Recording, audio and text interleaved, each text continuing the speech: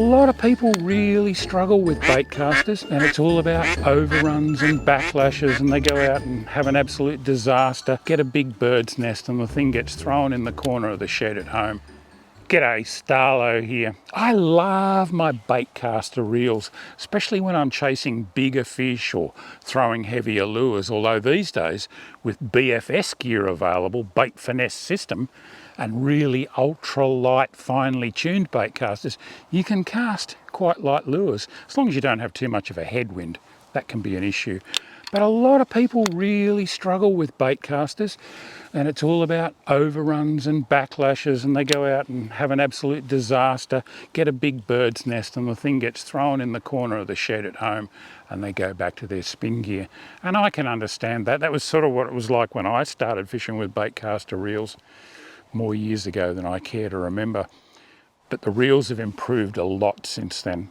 And these days, if you set them up properly, you shouldn't get too many backlashes unless you make some fairly serious casting mistakes, or you get a rush of blood, or you try and punch it really hard into a headwind. You're still going to get overruns and backlashes if you do that stuff. But let me just quickly run you through how I set up a bait caster reel every time I use one. I reckon if you apply it to your fishing, it might really cut down on those problem areas that you're having. So the first thing that I would say to you is start off with a reasonable casting weight, something that your rod is matched to, and perhaps even towards the upper end of the suggested casting weight range for your rod. That is going to be a lot easier to cast than ultra light weights towards the bottom end of the casting range for your rod.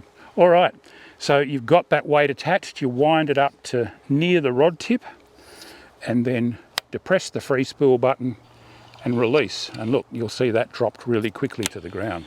So what I like to do is just tighten up this bearing cap on the right hand end, or the handle end of the reel. Just tighten it up a little bit until there's absolutely no side to side play in the spool. You don't want to go overboard, just take all that side to side play out of it. Then hit the free spool button. Now that's still going to drop to the ground, so I can tighten it a little bit more. It's dropping slower now, but it's still dropping. Tighten it a little bit more. Tighten it up until it doesn't drop, until you actually give it a little bit of a shake and give it a bit of assistance. Now at that point, back it off until that lure or casting weight just begins to descend towards the ground, and that's about right. Now, having said that, in BFS gear, we tend to set that bearing cap lighter than that, so there actually is a little bit of side-to-side play in the spool, particularly when we're trying to cast really light weights, anything under about 3 or 4 grams. You've got to have it as free running as possible.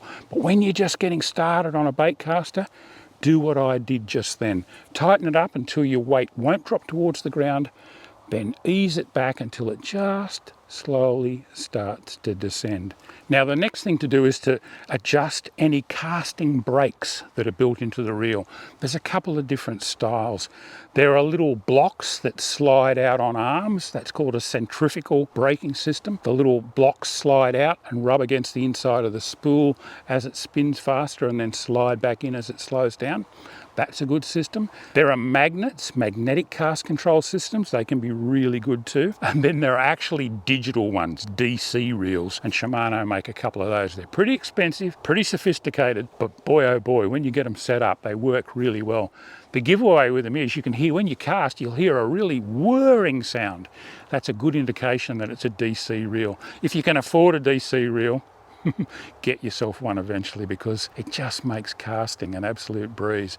But let's consider that you've probably got a centrifugal or a magnet casting system on the bait caster that you're kicking off with. The first thing that I would do on this end plate opposite the handle is adjust that mechanism up to very close to its maximum, at least 3/4. Most of them have got a little numbered wheel on here that you can rotate. Not always easy to get to, and not always easy for someone like me to read the numbers, especially without my glasses.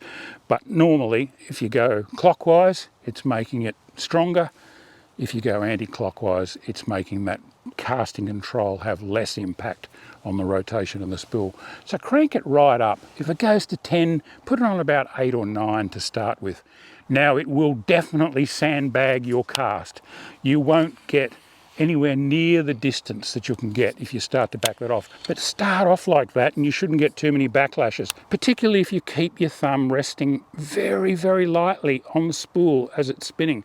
We call it feathering the spool. It's just barely making contact with your skin. And if you start to feel loose loops of line lifting under your thumb, you can put a little bit more pressure on and slow the spool down. And most important of all, when it hits the water, stop the spool. That's when most backlashes happen, when the lure or the casting weight hits the water and the spool keeps spinning, and that's what happens. You get loose loops, an overrun, or in the worst case scenario, a backlash where it actually locks into itself and tangles up, and it can be an absolute disaster. It's what puts a lot of people off baitcaster reels. Oh, by the way, we mostly throw lures with them. So why are they called baitcasters? Because the Americans call lures baits. And like a lot of our fishing gear, we inherited that and the terminology surrounding it from our American friends. So they're called baitcasters. Anyway, where was I? Oh yeah, make sure you stop the spool as soon as the lure or weight hits the water. You'll eliminate so many of your overruns and backlashes that way. In some models with the centrifugal brakes, those little blocks on the spokes or arms that I talked about, you actually need to pop the side plate of the reel open, and there's usually a quick release mechanism underneath to do that. Open the reel and either engage or disengage those blocks. Most of them have little clips that'll hold them back. Disengage them. You can just push them over that and let them slide on the spokes, and then they're engaged. Check the manual for your reel before you start mucking around with that stuff. And then the other thing is just make a nice smooth cast. It's not like spin gear where a snap will often work. You know, you can really flick into it and get that lure going. Do that with a baitcaster, and what's going to happen is you're going to have a very high initial spool speed, slowing quite rapidly, and line's going to come spewing off. So you're much better off to just have a nice smooth casting style. A lot of the pros will tell you that you're far better off to have your handles facing upwards like that when you cast, and it does seem to work well. But look, if it works better for you like that, don't get too bogged down by all the you got to do this, you got to do that stuff that you hear about fishing. Do what works for you. But I do tend to have my handles facing up, if not directly up, then certainly up at about 45 degrees. Nice smooth stroke, release it, stop it. Now see, I didn't stop it in time. I'm casting on grass here. I've got the river out here behind me, but I actually cast up on the grass, and when it hit the grass, I didn't stop it quite quickly enough, and look what happened. There's a couple of loose loops on there. Oh, well, not too bad. But what I needed to do was just stop it that fraction of a second earlier, as soon as it hit the grass. Let's try again. Nice and smooth. Stop it when it hits the grass. Not a problem. Get out in the backyard. Have a bit of a practice. Put a bucket out there and cast at it. It'll improve your accuracy. It'll reduce the number of overruns and backlashes that you get. And then as you start to feel more comfortable with it, start backing that cast control off. If you started off on 9, take it back to 8. Make a few more casts.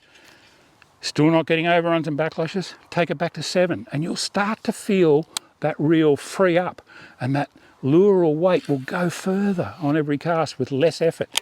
Keep backing it off until you start experiencing problems. If you start getting some overruns and backlashes, tweak it back up again.